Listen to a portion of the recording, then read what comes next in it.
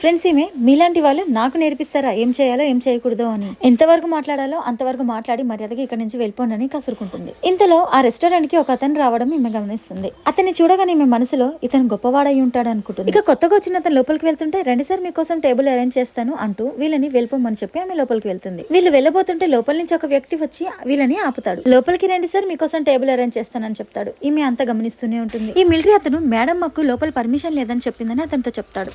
తర్వాత చూసే ముందు ఆర్మీ వ్యక్తులపై మీకున్న అభిప్రాయాన్ని కామెంట్ రూపంలో తెలియచేయండి. ఇతను మీరు మాకు ధైర్యము, ఈ దేశ పౌరులు, మీరు దేశాన్ని రక్షించేవారు, మాకు ఒక అవకాశం ఇవ్వండి అంటూ వాళ్ళని లోపలికి రమ్మని పిలుస్తాడు. అతని మాటలకు వీళ్ళిద్దరు చాలా సంతోషిస్తారు. ఇంకా అతను పిలవగానే లోపలికి కూడా వెళ్తారు. వీళ్ళని గమనిస్తున్న బయట నించున్న పెద్ద మనిషి కూడా లోపలికి వెళ్తుంది. ఈ విధంగా అందరూ లోపలికి వెళ్తారు. ఈ డబ్బున్న అతనికి అరేంజ్ చేసిన టేబుల్ మీద అతను కూర్చొని ఉంటాడు ఒంటరిగా. అతనికి ఈమె సర్వ్ చేస్తూ ఉంటుంది. ఈ మిలిటరీ ఫ్యామిలీ పక్కనున్న టేబుల్ లో కూర్చుంటారు. నెక్స్ట్ పార్ట్ కోసం వీడియోకి లైక్ చేసి సబ్స్క్రైబ్ చేసుకోండి.